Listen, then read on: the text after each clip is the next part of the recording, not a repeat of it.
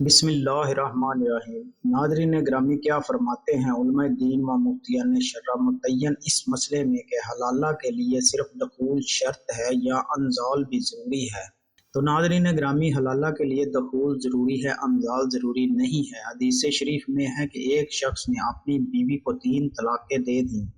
اور اس عورت نے عدت گزارنے کے بعد دوسرے شخص سے نکاح کر لیا، پھر اس نے بھی طلاق دے دی تو اس عورت نے پہلے خاوند سے نکاح کرنا چاہا تو اس عورت کے بارے میں حضور صلی اللہ علیہ وآلہ وسلم سے پوچھا گیا، یعنی کیا وہ عورت پہلے شوہر کے لیے حلال ہے؟ آپ صلی اللہ علیہ وآلہ وسلم نے ارشاد فرمایا، نہیں، جب تک دوسرا شوہر پہلے شوہر کی طرح اس کی مٹھاس نہ چکھ لے۔ اسی طرح دوسری روایت میں ہے کہ آپ صلی اللہ علیہ وآلہ وسلم نے ارشاد فرمایا، یعنی تو اس کی زوجیت میں نہیں آ سکتی یہاں تک کہ وہ تجھ سے لطف اندوز ہو اور تو اس سے۔ اس حدیث مبارکہ سے معلوم ہوا کہ حلالہ کے لیے انزال شرط نہیں، کیونکہ انزال کمال دخول یا مبالغہ فی الدخول ہے اور نص مطلق ہے۔ اس میں کمال یا مبالغہ کی قید لگانا درست نہیں، کیونکہ اس پر کوئی دلیل نہیں۔ چنانچہ شارح صحیح بخاری علامہ بدر الدین عینی متوفی 855 ہجری میں لکھا ہے، اس کا حاصل یہ ہے کہ کوئی قید بلا دلیل ثابت نہیں ہوتی اور اس قید پر کوئی دلیل نہیں، اور دلیل تو انزال کے عدم لزوم یعنی لازم نہ ہونے پر دلالت کرتی ہے، کیونکہ نبی پاک صلی اللہ علیہ وآلہ وسلم نے لفظ اوسیلہ فرمایا، جو اوسیلہ کی تصغیر اور مرد جمع کی مٹھاس کو پہنچنے سے کنایا ہے، اور مٹھاس قول سے حاصل ہو جاتی ہے تو یہ دخول کی لذت انزال جو کمال لذت ہے کی تصغیر ہو گئی، اور لذت جمع کے ساتھ انزال سے قبل ہی حاصل ہو جاتی ہے۔ انزال سے تو لذت زائل ہوتی ہے اور رغبت ختم ہو جاتی ہے، اس لیے انزال شرط نہیں ہے، لہذا حلالہ کے لیے دخول شرط ہے، انزال شرط نہیں ہے۔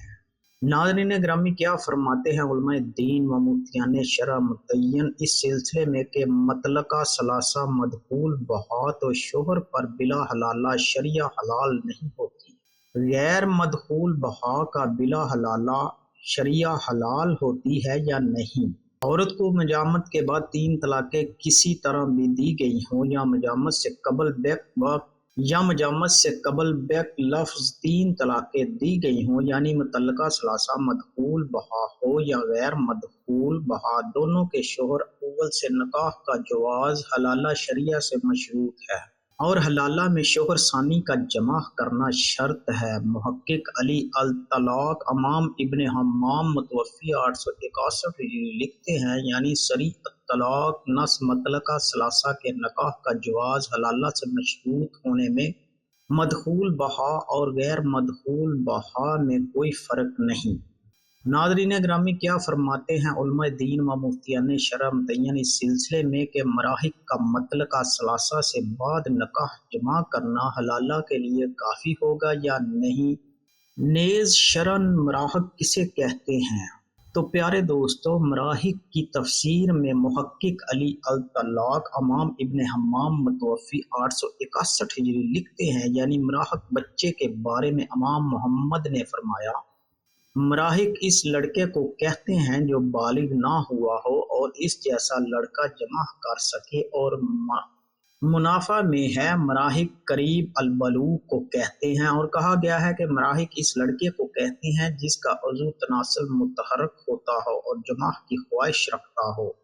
اور فوائد الشمس الائمہ میں ہے کہ اس کی مقدار 10 سال ہے۔ مراحق حلالہ میں بالغ کی مثل ہوتا ہے، کیونکہ تحلیل میں نکاح صحیح کے ساتھ دخول شرط ہے اور وہ دخول اس سے پایا جاتا ہے، انزال شرط نہیں کہ وہ تو کمال اور مبالغہ فی الدخول۔ شارح صحیح بخاری علامہ بدر الدین عینی متوفی 855 ہجری لکھتے ہیں، یعنی حلالہ میں مراحق کی شرط یہ ہے کہ اس کا متحرک ہوتا ہو اور جمع کی خواہش رکھتا ہو، اور یہ شرط صرف اس لیے لگائی گئی ہے کہ نبی کریم صلی اللہ علیہ وآلہ وسلم نے حدیث مبارکہ میں اوسیلہ میں طرفین کا لطف اندوز ہونا شرط کیا ہے، لہذا مطلقہ ثلاثہ سے نکاح صحیح کے ساتھ جمع سے وہ عورت سابق شوہر کے لیے حلال ہو جائے گی۔ مگر وہ عورت سابق شوہر سے نکاح اس وقت کر سکتی ہے جب وہ بچہ مراحل کسی کا غلام ہو اور مالک اس سے عورت کو ہبہ کر دے، یا اگر وہ آزاد ہے تو وہ فوت ہو جائے، کیونکہ بچے کی دی ہوئی طلاق واقعہ نہیں ہوتی۔ اشارے صحیح بخاری علامہ بدر الدین عینی متوفی 855 لکھتے ہیں، یعنی بچے کی طلاق واقعہ نہیں ہوتی، کیونکہ نبی پاک صلی اللہ علیہ وآلہ وسلم کا فرمان ہے ہر طلاق جائز ہے سوائے بچے، مجنون اور بوہرے کی طلاق۔ ان کی طلاق جائز نہ ہونے کی وجہ یہ ہے کہ لیاقت کا دار و مدار تو عقل ممیز پر ہے۔ جب تک عقل ممیز نہ ہو آدمی طلاق کے لائق نہیں، حالانکہ بچہ اور ماتوا عدیم العقل ہیں، ورنہ اس کے بالغ ہونے کا انتظار کرنا ہوگا کہ وہ بالغ ہو کر طلاق دے۔ چنانچہ امام ابو عبد الرحمن احمد بن شعیب نسائی متوفی 303 ہجری نے باب یعنی بچے کی طلاق کب واقع ہوگی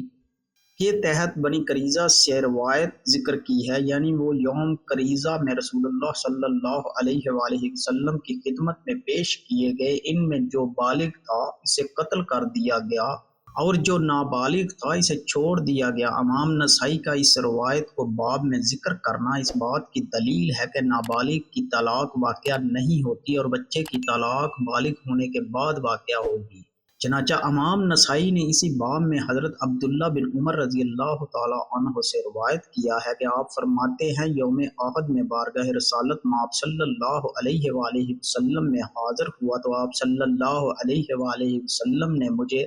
غزوہ احد میں شرکت کی اجازت نہ دی اور اس وقت میری عمر 14 سال تھی۔ پھر میں یوم خندق میں حاضر ہوا تو آپ صلی اللہ علیہ وآلہ وسلم نے مجھے غزوہ خندق میں شریک ہونے کی اجازت دے دی اور اس وقت میری عمر 15 سال تھی۔ امام نسائی کا اس روایت کو مذکورہ باب میں ذکر کرنا اس بات کی دلیل ہے کہ بچہ بالغ ہونے پر ہی طلاق کا اہل ہوتا ہے اور بلوغت کی کوئی علامت ظاہر نہ ہونے کی صورت میں اس کی حد 15 سال ہے۔ لہٰذا مراحل کا مطلقہ ثلاثہ سے بات نکاح صحیح